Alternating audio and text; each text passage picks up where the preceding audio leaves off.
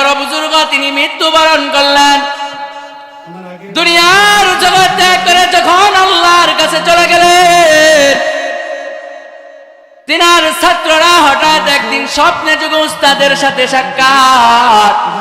উস্তাদকে ডাক দিয়া বলে, ওগো উস্তাদ, আপনি তো দুনিয়াতে হাদিসের দরজ দিয়েছেন, আপনি তো মানুষদেরকে হাদিস শুনাইছেন, হাদিস পড়াইছেন, আপনি ইমামতি করেছেন, আপনি দ্বীনের দাওয়াত মানুষের দ্বারে দ্বারে পৌঁছে দিছেন, আপনার জীবনে তাহাজ্জুদ কাজা নাই, তাকবীর ওয়ালা ছুটে নাই, আল্লাহ আপনার সাথে কেমন আচরণ করেছে? উস্তাদ ডাক দিয়া ছাত্রদেরকে বলে, ওরে বাবারা, মালিকের কাছে আমার কোনো আমল গ্রহণ হয় নাই, কোনো আমল গ্রহণ হয় নাই। কারণ কি? কারণ কি?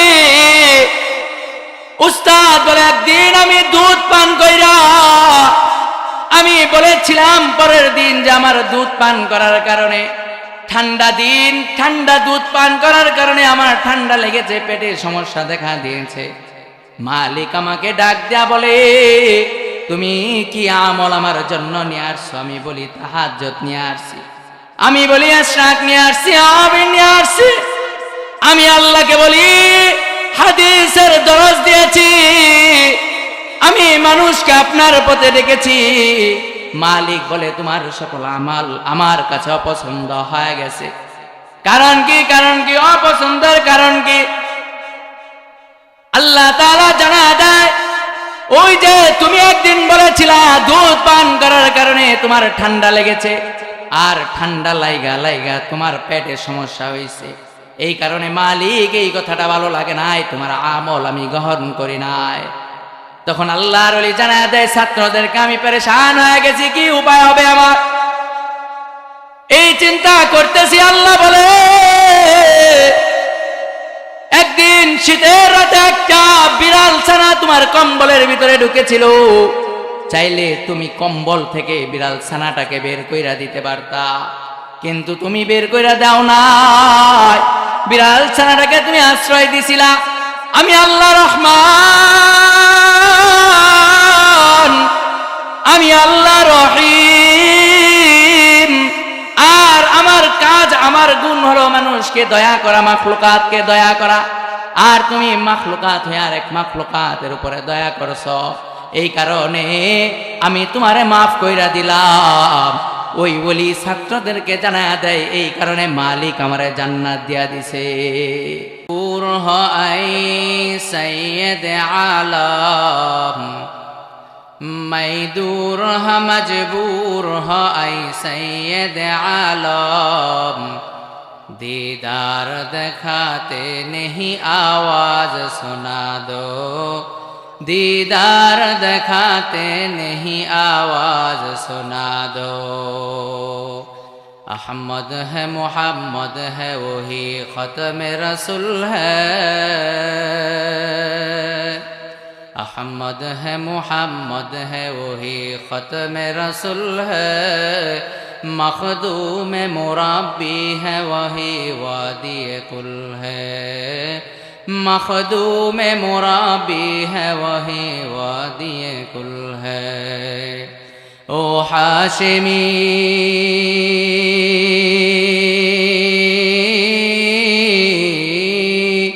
ओ हाशिमी माँ की मदनी उल अरबी है, ओ मेरा नबी सबका नबी है, ओ मेरा नबी सबका नबी है। দরগাচালা বাজার বাইতুন নূর শাহী জামে মসজিদের উদ্যোগে ষষ্ঠ বার্ষিকী ওয়াজ মাহফিলের সম্মানিত সদর সভাপতি জনাব মোহাম্মদ বেলাল হোসেন সরকার, সভাপতি অত্র মসজিদ। প্রধান বক্তা হিসেবে উপস্থিত থাকবেন সারা বাংলায় আলোড়ন সৃষ্টিকারী সুমিষ্টভাষী তরুণ বক্তা হজরত মাওলানা মোহাম্মদ আব্দুল ওয়াদুদ সিদ্দিকী সাহেব। আরও যারা উপস্থিত আছেন অন্যতম হলেন সুমিষ্টভাষী তরুণ বক্তা ও ইসলামী সঙ্গীত শিল্পী হাফেজ মাওলানা নজরুল ইসলাম আজাদি সাহেব। আমার পরম শ্রদ্ধেয় বড় ভাই, বন্ধুবর মানুষ, আল্লাহ তাআলা তিনার কণ্ঠের মাঝে বারাকা দান করুক, সকলেই বলেন আমিন।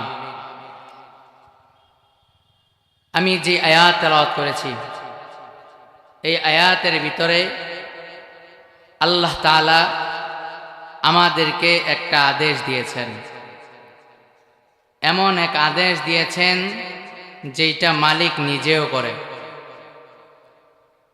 যেমন নামাজের আদেশ, আল্লাহ তাআলা বলেছেন আকিমুস সালাত, তোমরা নামাজ কায়েম করো। আল্লাহ নিজে নামাজ পড়ে না। আমাদেরকে হজ করতে আল্লাহ আদেশ করেছেন, আল্লাহ হজ করেন না।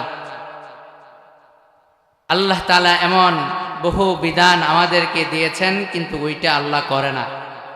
কিন্তু আমি যে আয়াত তেলাওয়াত করেছি এই জায়গার ভিতরে আল্লাহ নিজে করে, আল্লাহর কুল কায়নাত মাখলুকাত করে। সর্বশেষ আল্লাহ মানুষদেরকেও বলতেছে তোমরা এটা করো। কি সেই বিষয়? সূরাতুল আহজাবের 56 নম্বর আয়াতের ভিতরে আল্লাহ তাআলা এই কথাটা জানায়া দেয়, ইন্নাল্লাহা ওয়া মালাইকাতাহু ইউসাল্লুনা আলান নবী। ইন্নাল্লাহ, নিশ্চয় আল্লাহ তাআলা, ওয়াল মালাইকা, এবং আল্লাহর যত ফেরেশতা আছে সকল ফেরেশতারা কি জানায়া দেয়, ইউসাল্লুনা আলান নবী। আল্লাহ জানায়া দেয় আমি নিজেও আমার নবী মুহাম্মদ আরাবী সাল্লাল্লাহু আলাইহি সাল্লাতু ওয়াসসালামের উপরে দুরূদ পড়ি, এবং আমার যত ফেরেশতারা আছে তারাও দুরূদ পড়ে। এই পর্যন্ত বইলা আল্লাহ এখন বলতেছেন, ইয়া আইয়ুহাল্লাযীনা আমানু, হে দুনিয়ার ঈমানদার, হে দুনিয়ার বিভিন্ন প্রান্তের ঈমানদার মুমিন মুসলমান যারা আছো, সাল্লু আলাইহি ওয়া সাল্লিমু তাসলিমা, তোমরা আমার নবী মুহাম্মদ আরাবীর উপরে দুরূদ পড়ো। আল্লাহ তাআলা মানুষকে কোরআনের ভিতরে জায়গায় জায়গায় 3টা শব্দ ব্যবহার করেছেন। বিভিন্ন জায়গায় আল্লাহ শব্দ উল্লেখ করেন, ইয়া আইয়ুহান নাস, হে দুনিয়ার মানুষেরা। যখন আল্লাহ মানুষ বইলা সম্বোধন করেন তখন আল্লাহ জান্নাত জাহান্নামের কথা বলেন। আল্লাহ তাআলা তখন মানুষদেরকে জানায়া দেয় জান্নাতের কথা জাহান্নামের কথা, বইলা বইলা আমভাবে সবাইকে একত্রে আল্লাহ বয়ান করে। কিন্তু যখন আল্লাহ জান্নাতের সুসংবাদ দেয়, কোন আমলের কথা বলে, আল্লাহ মায়া কইরা আদর কইরা মানুষের মধ্য থেকে একটা শ্রেণীকে আল্লাহ পার্থক্য কইরা দেয়, যাদের ঠিকানা হবে জান্নাত, যারা থাকবে জান্নাতে, ছিল জান্নাতে, যারা মালিকের পছন্দের মানুষ, ওই মানুষদেরকে আল্লাহ তাআলা সম্বোধন করেন আমানু বইলা। আল্লাহ মায়া কইরা আদর কইরা বলে, ইয়া আইয়ুহাল্লাযীনা আমানু, ও দুনিয়ার আদরের বান্দা ঈমানদার, ঈমানদার বইলা আল্লাহ ডাক দেয়। আর আল্লাহ তাআলা যখন শুধু আযাবের কথা বলেন, তখন আল্লাহ তাআলা ইয়া আইয়ুহাল কাফিরুন বলে। কাফের শব্দের অর্থ হচ্ছে অস্বীকারী। যারা আমার মালিক আল্লাহরে অস্বীকার করে, আল্লাহ তাদেরকে আযাবের কথা বলে। আর আল্লাহ ঈমানদারদেরকে শুধু ডাইকা ডাইকা বলে, তোমাদের জন্য জান্নাত, সালাম সালাম, তোমাদেরকে জান্নাতে সালামতি দেওয়া হবে। আল্লাহ তাআলা সূরাতুল ওয়াকিয়ার ভিতরে জানায়া দেয়, যারা ঈমানদার তাদেরকে আল্লাহ তাআলা হুর গিলমান দান করবেন, জান্নাতের বিভিন্ন নাজ নিয়ামত দান করবেন।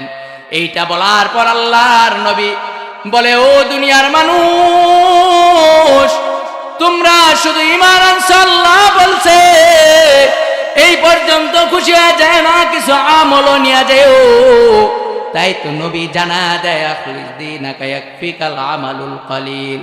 হে দুনিয়ার ইমানদার মুসলমান, যদি তোমার জীবনে একটা নেক আমল থাকে, যেই নেক আমল তুমি মিজানের পাল্লায় দিতে পারবা, যে আমলের ভিতরে কোনো ভেজাল নাই, যে আমলের ভিতরে রিয়া নাই, যে আমলের ভিতরে কোনো ভেজাল নাই, অহংকার কিবির নাই, এমন যদি ছোট একটা আমলও হয়, তাহলে আল্লাহ তোমাকে আমলের উসিলায়ও মাফ করে দিতে পারে।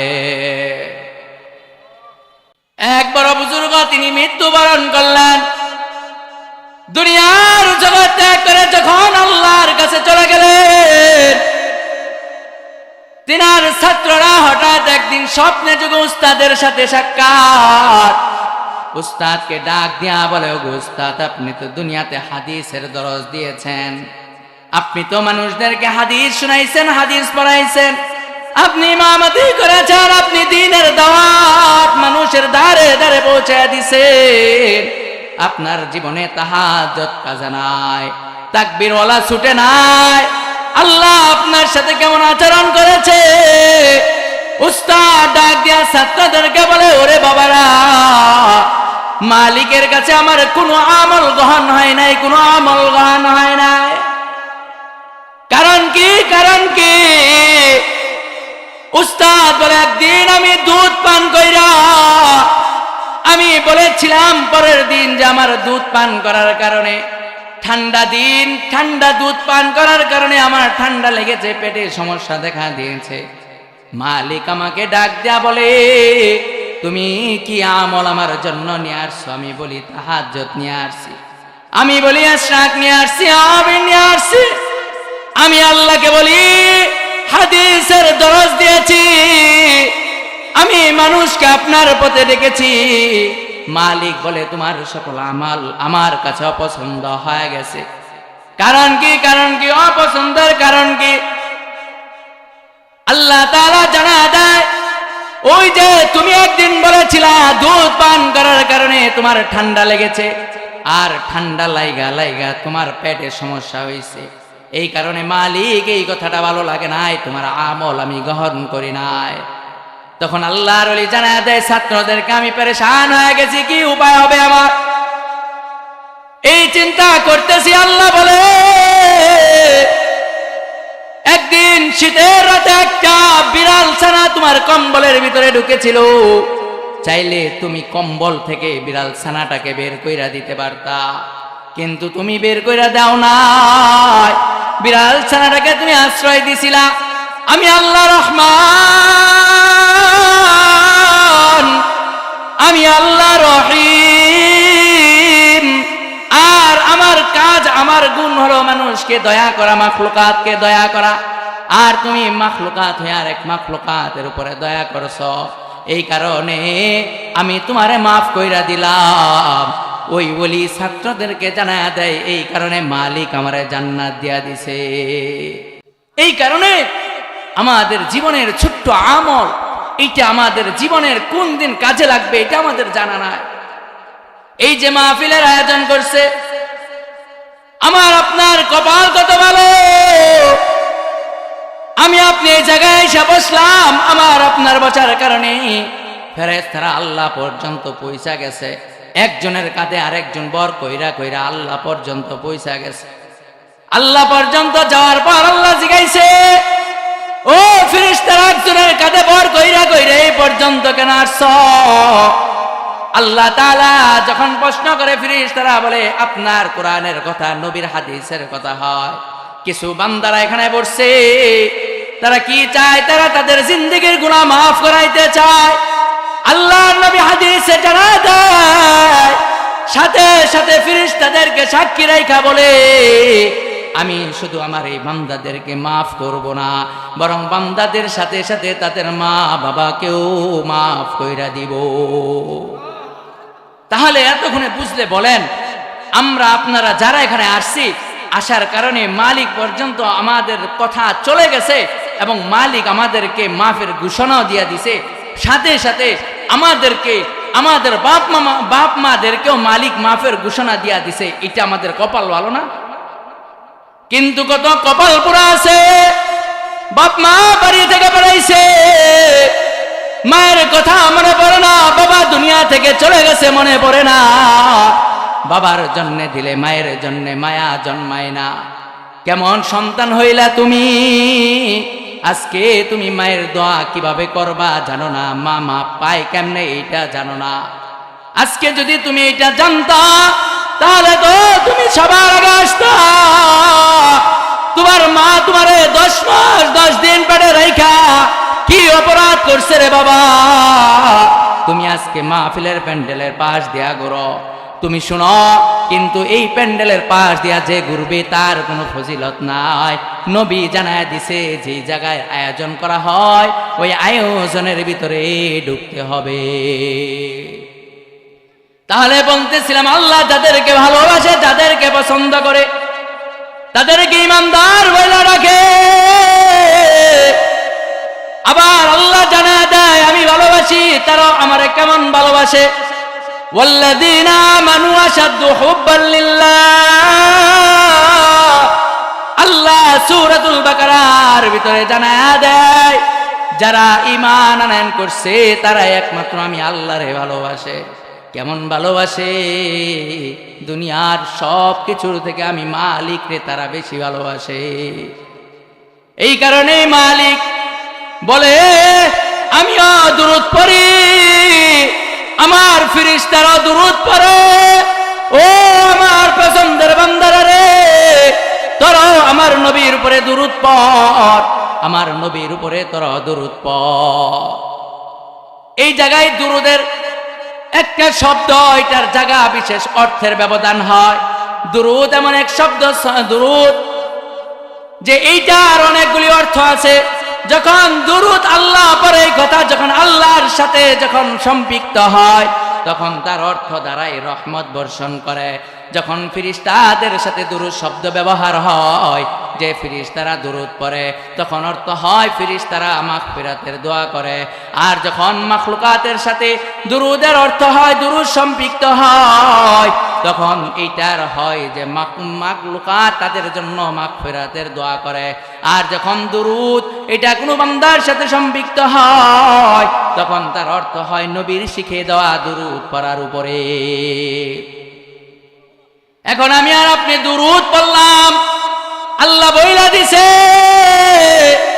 ইমানদার দুরূদ পড়ো, তাহলে আমার আপনার কি লাভ হবে, কি লাভ হবে?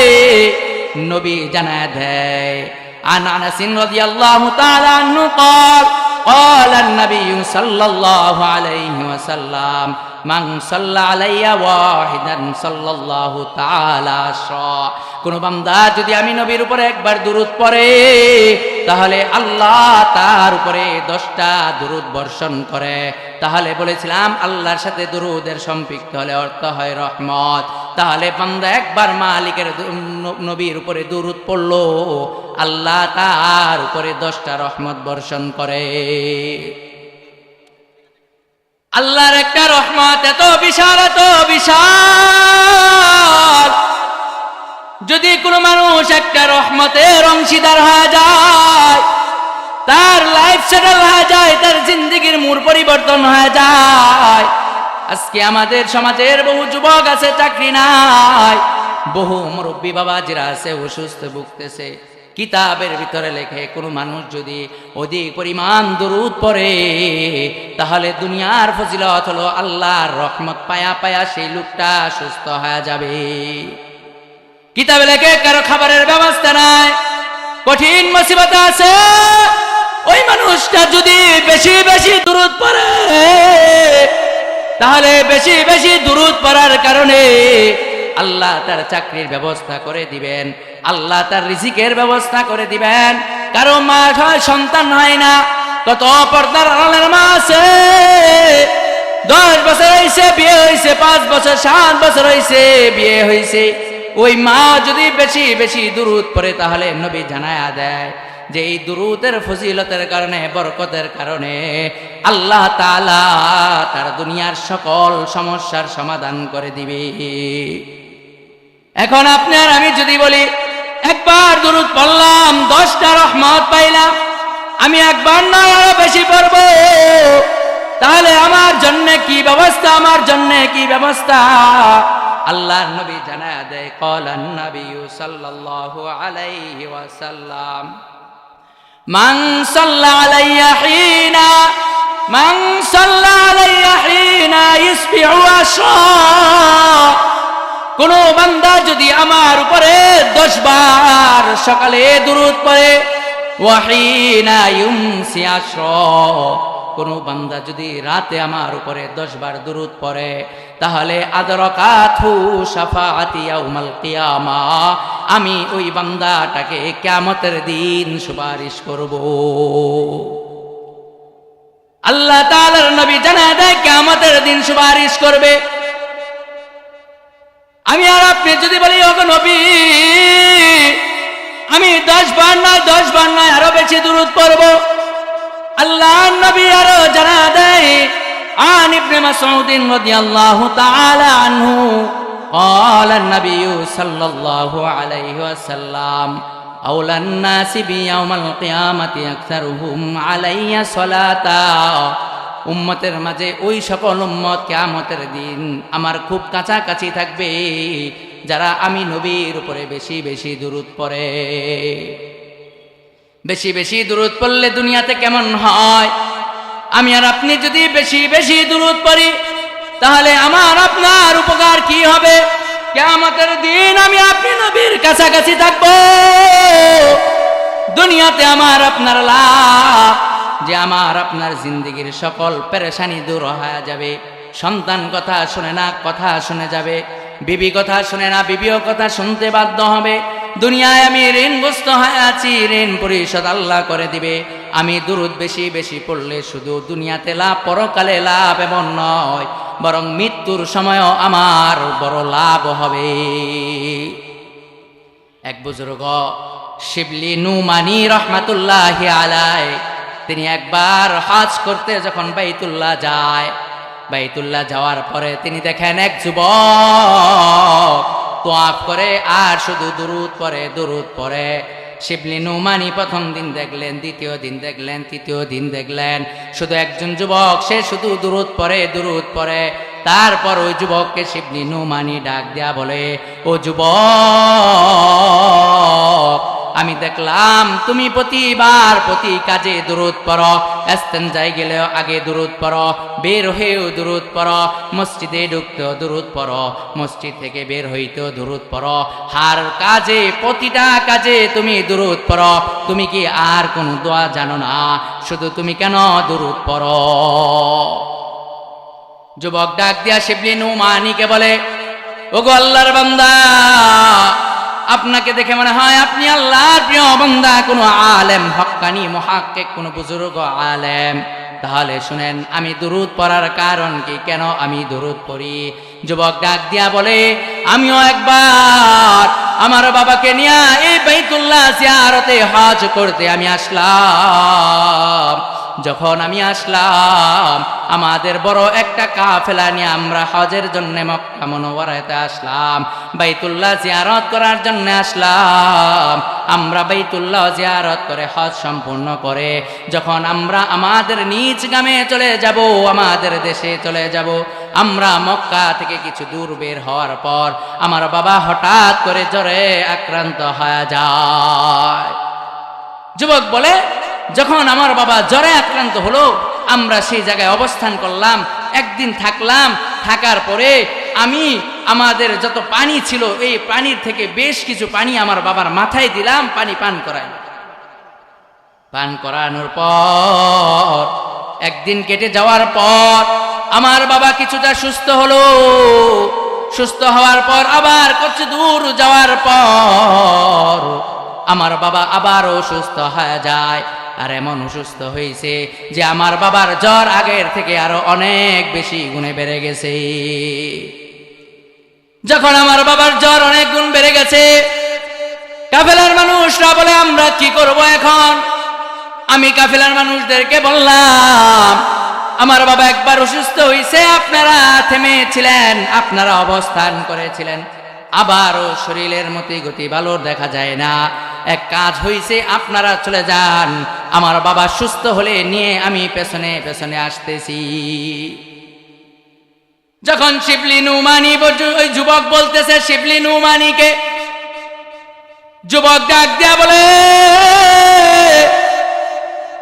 ওগো আল্লাহর ওলি বুজুর্গ, কাফেলার সকল মানুষ চলে যায়, আমার বাবার জ্বর বাড়তেই থাকে। আমার কাছে যত পানি ছিল সকল পানিগুলি আমি আমার বাবার মাথায় ঢাললাম। একটা সময় আমার কাছে পানি ফুরায় গেছে। পানি ফুরায় যাওয়ার পর এখনো জ্বর থামে না, সন্ধ্যা গনিয়ে আসছে। এমন সময় আমার বাবা মৃত্যুবরণ করেছে। শিবলি নুমানি বলে, সহজের কাহিনী বলছো, তোমার বাবা মৃত্যুবরণ করছে, এর সাথে দুরুদের সম্পর্ক কি? তুমি কেন দুরুদ পড়ো সেইটা তো এখনো বলো নাই। যুবক ডাক দিয়া বলে, ওগো আল্লাহর বান্দা, ওগো আল্লাহর ওলি, আমার বাবা যখনই মৃত্যুবরণ করলেন, মৃত্যুবরণ করার পর আমি অনেক ভয় পেয়ে গেলাম, কারণ আমার বাবার চেহারাটার রং পরিবর্তন হয়ে গেছে। আমার বাবার চেহারা কুৎসিত হয়ে গেছে। আমার বাবার সুন্দর চেহারাটা একবারে কালো কুচকুচা হয়ে গেছে, ভয়ঙ্কর একটা চেহারা ধারণ করছে। ভয়ে আমি কান্না করি, আমার বাবা মারা গেছে, আমার বাবার চেহারা পরিবর্তন হয়ে গেছে। কান্না করতে করতে একটা সময় আমি ক্লান্ত হয়ে মরুভূমির বালির উপরে ঘুমায় গেলাম। ঘুমায় যাওয়ার পর হঠাৎ কইরা আমি স্বপ্নে দেখি, যে জায়গায় আমি ঘুমাইছি এই জায়গায় আর তার সামনে আমার বাবার লাশ, এর মাঝখানে একটা যুবক, সুঠাম দেহের সুন্দর একটা যুবক দাঁড়ায় আছে। যুবকটা আমার বাবার দিকে দাঁড়ায় আছে, আমি যুবকের পেছনে। যুবকের হাত থেকে পা থেকে এমন আলু কৃষ্ণি বের হচ্ছে যে আমি ভালো করে পা দেখতে পাই না, আমি ভালো করে হাতও দেখতে পাই না।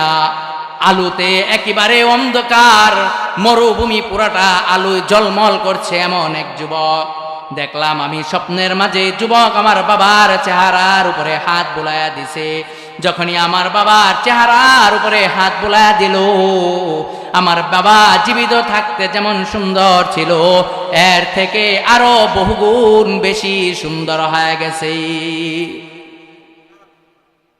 ওই যুবক যখন আমার বাবার চেহারায় হাত বুলায়া দিছে, সুন্দর হয়ে গেছে, আমি ডাক দিয়া বললাম, ওগো আল্লাহর বান্দা, আমার বাবা মৃত্যুবরণ করেছে, দুনিয়ার কেউ জানে না, মরুভূমিতে আমি আর আমার বাবা। আপনি কে যে আমার বাবার মৃত্যুর সংবাদ শুনে চলে আসলেন? ওই যুবক ডাক দিয়া বলে, তুমি কি আমারে চিনতে পাইলা না? আমি আর কেউ নয়, মক্কার দুলাল আব্দুল্লাহর ছেলে মুহাম্মদ আরবি সাল্লাল্লাহু আলাইহি ওয়াসাল্লাম। যে আপনি কিভাবে খবর পাইলেন? আল্লাহর নবী বলেন, তোমার বাবা জ্বর, বৃষ্টি, তুফান, আনন্দ, কষ্ট, প্রতিদিন আমার উপরে 300 মর্তবা দুরূদ পড়তো, আর এইটা আমার কবরে ফেরেশতারা পৌঁছায় দেয়। আল্লাহর নবীর হাদিস দিয়ে অপমান। আল্লাহর নবী বলেন, ইন্না লিল্লাহি মালাইকা, নিশ্চয়ই আল্লাহর কিছু ফেরেশতা আছে, সাইয়াহিনা ফিল আরদ, জমিনের ভিতরে তারা ঘোরাফেরা করতে থাকে, ঘুরে ঘুরে দেখে কে আমার উপরে দুরূদ পড়ে, ইবাল্লিগুনি, কে আমার নিকট পৌঁছায় দেয়, যে মান সালিমা উম্মতি, আমার উম্মতের মধ্য থেকে যারা দুরূদ পড়ে সালাম দেয়, তাদেরকে আমার কাছে তাদের দুরূদগুলি ফেরেশতারা পৌঁছায়া দেয়। একদল ফেরেশতা নবীর উপরে কে দুরূদ পড়ে এইটা নবীর রওজাতে পৌঁছায় দেয়, নবীর রওজাতে পৌঁছায় দেয়, নবী জানা দেয়। আজকে হঠাৎ কইরা দেখি আমার এই বান্দার নামের শেষে 300 মর্তবা দুরূদ নাই, আমি ফেরেশতাদেরকে প্রশ্ন করলাম, এই বান্দা কোথায়? সে তো কোনোদিন দরুদ মিস করে না, সে দরুদের খাতার লিস্টে তার নামে শূন্য কেন? বলে ফেরেশতারা, এই লোকটা দুনিয়া থেকে মৃত্যুবরণ করছে, আর এই লোকটা মৃত্যু হয়ে গেছে। নবী ফেরেশতাদেরকে জিজ্ঞাসা, লোকটার সাথে আল্লাহ আচরণ কেমন করেছে?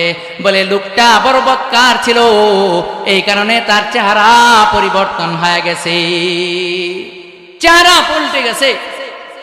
যখন আমি শুনলাম আমার একটা আশা তার চেহারা পরিবর্তন হয়ে গেছে, তখন আমি কি আর রোজাই থাকতে পারি?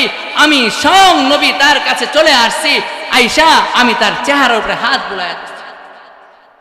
তাহলে নবীর উপরে দুরূদ বেশি পড়া। এখন আমাদের সমাজে একটা প্রচলন আছে, এক শ্রেণীর মানুষ তারা নবীর উপরে দুরূদ পড়ে, কিন্তু মনে করে নবী হায়াতুন নবী। এটা সত্য, আমার আপনার নবী হায়াতুন নবী, আমার আপনার নবী কবরে জীবিত অবস্থায় আছে, কিন্তু আমার নবী আল্লাহর যেই গুণ হাজির নাজির, আল্লাহ সব জায়গায় বিরাজমান, আমার আপনার নবী সব জায়গায় বিরাজমান নয়। নবীর কাছে ফেরেশতারা দুরূদ পৌঁছায় দেয়, আর দুরূদ যদি আমি আপনি দুনিয়াতে বেশি বেশি পড়তে থাকি, তাহলে নবী স্বপ্নে যুগে দুনিয়াতে বেঁচে থাকতেই আমাকে আপনাকে দেখা দিবে। আল্লাহর নবী বলেন, যে মানুষ দুনিয়াতে আমাকে দেখলো, সেই মানুষটা স্বপ্নে দেখলো যে আমারে, সে যেন আমাকেই দেখলো। কারণ শয়তান অন্যান্য নবীদের সুরত ধরতে পারত, কিন্তু শয়তান একমাত্র আমি নবী মুহাম্মদ আরবি আমার সুরত ধরতে পারে না। তাহলে এতক্ষণ দুরূদের কথা বললাম, দুরূদ পড়লে ফজিলত, আমার আপনার মা বাবার গুনাহ মাফ, আমার আপনার মা বাবার আমলের জিন্দেগি ভালো হয়ে যাবে, আমার আপনার আল্লাহ সকল পেরেশানি দূর করে দিবে। তাহলে কোন দুরূদ পড়ব? এটা একটা প্রশ্ন থাকে, কোন দুরূদ পড়ব? আন আবি মুহাম্মাদিন কাব ইবনে উজরা রাদিয়াল্লাহু তাআলা আনহু قال, আবি মুহাম্মাদিন কাব ইবনে উজরা থেকে বর্ণিত, তিনি বলেন, তিনি বর্ণনা করেন, তিনি বলেন, খারাজা আলাইনা নবী সাল্লাল্লাহু আলাইহি ওয়াসাল্লাম, আল্লাহর নবী একবার আমাদের কাছে আসলো। ফাকুলনা, অতঃপর আমরা নবী আলাইহিস সালাতু ওয়াস সালামকে বললাম, কদ আলিমনা কাইফা নুসাল্লিমু আলাইকা, আমরা তো শিখেছি, জেনেছি কিভাবে আপনাকে সালাম দিতে হয়। ফাকাইফা নুসাল্লি আলাইকা, আপনাকে কিভাবে আমরা আপনার উপরে দুরূদ পাঠ করব? আবিক মুহাম্মদ কাব সে বলে যে আমরা তো সালাম শিখছি, নবী আপনাকে কেমনে সালাম দিব, কিন্তু আপনার উপরে দুরূদ পাঠ কেমনে করব? এইটা আমরা প্রশ্ন করলাম। সাহাবী বলতেছে, ক্বালা রাসূলুল্লাহ সাল্লাল্লাহু আলাইহি ওয়াসাল্লাম, আল্লাহর নবী বলেন, কি বলেন? কুলু, তোমরা বলো, আল্লাহুম্মা সাল্লি আলা মুহাম্মাদিন ওয়া আলা আলি মুহাম্মাদ কামা সাল্লাইতা আলা ইব্রাহিম ওয়া আলা আলি ইব্রাহিম ইন্নাকা হামিদুম মাজিদ। আল্লাহুম্মা বারিক আলা মুহাম্মাদিন ওয়া আলা আলি মুহাম্মাদ কামা বারাকতা আলা ইব্রাহিম ওয়া আলা আলি ইব্রাহিম ইন্নাকা হামিদুম মাজিদ। এই দুরূদটা সাহাবীদেরকে নবী শিখায়া দেয়। এই হাদিসটা মুসলিম বুখারী দুনো কিতাবের ভিতরে লেখছে। মুসলিম শরীফের এই হাদিসের নাম্বার হচ্ছে 406, 406, এটা হচ্ছে মুসলিম শরীফের হাদিসের সংখ্যা। আর বুখারী শরীফে এই হাদিসটা যে রওয়ায়াত করেছে, হাদিসের সিরিয়াল অনুযায়ী 3370, 3370, এটা হচ্ছে বুখারীর হাদিসের সিরিয়াল, যেই সিরিয়ালে হাদিস লেখা হয়েছে। এই কারণে আমরা উলামায়ে কেরাম যখনই কোনো দোয়ার মজমায় দোয়া করতে চাই, তখন আমরা এই দুরূদ পড়ি। আর নবী জানায়া দিয়েছে, কোন দোয়ার ভিতরে যদি দুরূদ না থাকে, তাহলে এই দোয়া আসমানে ঝুলে, এই দোয়া মালিক পর্যন্ত পৌঁছে না। তাই আল্লাহ তাআলা আমাদের সকলকে দুরূদের উপরে বেশি বেশি আমল করার তৌফিক দান করুক। সকলেই বলি আমিন। ওয়া আখিরি দাওয়ানা আনিল হামদুলিল্লাহি রাব্বিল আলামিন।